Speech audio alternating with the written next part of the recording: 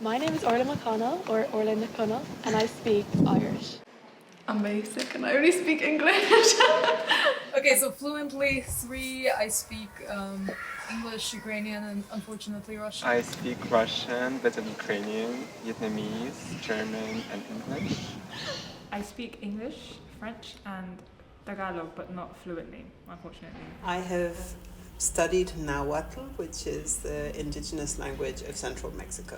Coming from like 2 immigrant parents, I speak German with my mom, and I speak some Greek. I speak English, Farsi, and I kind of understand French. I speak English, Mandarin, Cantonese, Japanese, bit of German, and Spanish. The fact that I haven't learned any Burmese and it hasn't been passed down through my family is really upsetting. Yeah. Because I think that is also another language that is vulnerable, I guess. As a child, like since my mom was directly from Germany and didn't know English very well, to have people to kind of communicate with, that was the language we prioritized. My granddad and my grandparents and my aunties moved to England, so they didn't see a point in learning Burmese or carrying it down to the children, which is upsetting. Yeah. I'm upset. For me, Spanish is my favorite just because I can express myself better. So I think a lot of it has to do with being able to express yourself. So I grew up closeted and I was speaking mostly Russian.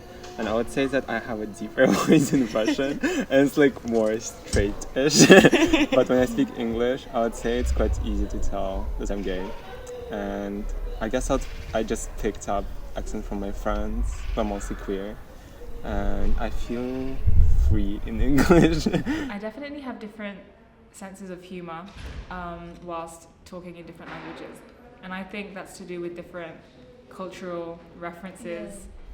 I think maybe it's made me realise the world is smaller than I think. One time I was on holidays in Disneyland Paris and we were doing our usual thing, speaking Irish so other people wouldn't understand us. And we heard another family doing the same thing in Irish, and we heard the mom say, "Níl aon den ag breathe earth," as in nobody's looking at you. And then my dad just says in Irish, "We are." And we all just realised we could all speak the language and started laughing. I think whenever I'm speaking in those kind of languages, I feel a different way. Like when I'm speaking Farsi, I feel more confident. I think one thing that I want people to know is that Tagalog was originally not written Romanized letters. The Spanish ruined it. When the Spanish came, they taught the indigenous Filipinos the English alphabet, the Spanish alphabet, and our script actually died out. I want to hear what our language used to sound like before colonization.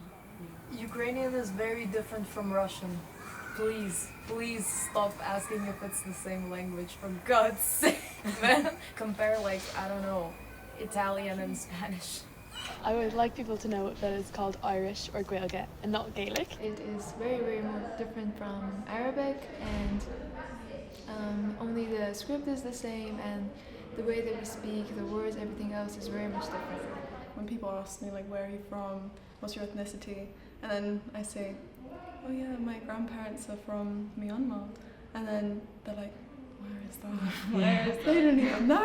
They don't even know. How does we exist? And also being half Irish is also kind of a strange thing, because one side is everyone knows Ireland, everyone knows, I guess it's where we are in the world. That's why people don't really know. Nahuatl is still in the Spanish language now, and it's kind of reached other languages too, like English. Another thing is that I find it interesting how there's a lot of things that don't have direct translations. Like we were talking about how there's no exact way to say I love you in Irish. There's things like Muchiolhu, Mucharahu, which is kind of, again, doesn't translate directly, but more, you are my music, you are my heart. There's no direct translation. I think that can be quite beautiful, and like you said, it's really musical. In Tagalog, there is a phrase called kilig. It basically has no direct translation in English, and it describes the butterfly feeling that you get when you meet someone that you like, or when you form a crush on somebody. It's the kind of young love. Or even when you see two people in love, you get the feeling of, it's like I'm getting butterflies on their behalf. You can't really express that feeling in a single word in English. I've had to just do a whole 2 sentences to explain one word. The word I want to share is viri. It's a word that means the place, like the warm land that birds that migrate go to in the winter.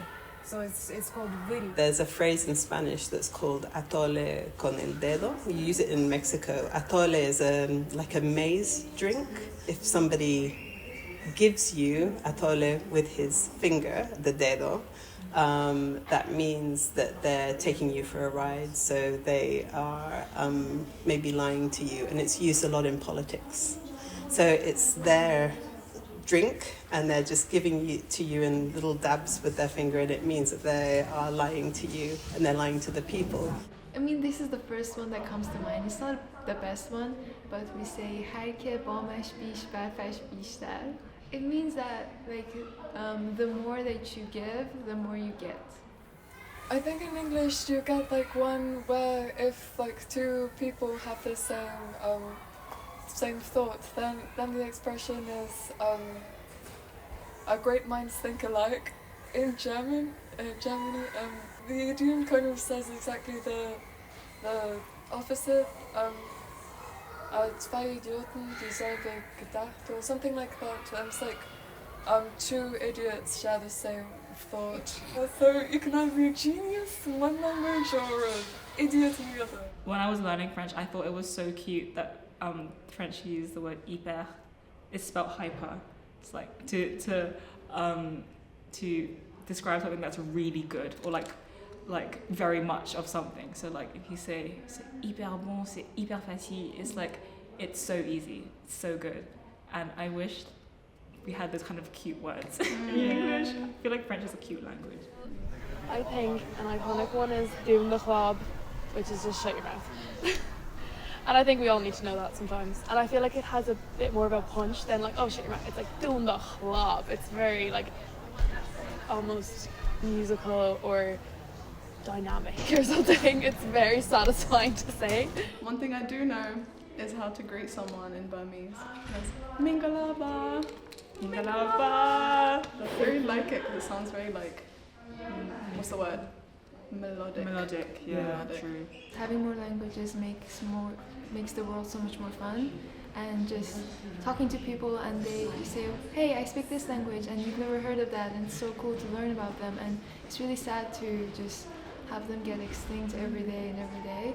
Well, it's people's identities, and it's connection, and you're going to lose that connection if everyone's just like your other project speaking the one language. It's just understanding all of these like really interesting little details about the fabric of our society as we know it often have their provenance in something that is maybe something that we don't know very much about, and can really like shed light on history or myths of origin, or stories or narratives that we haven't observed yet, and that can make the world a richer place, I would say.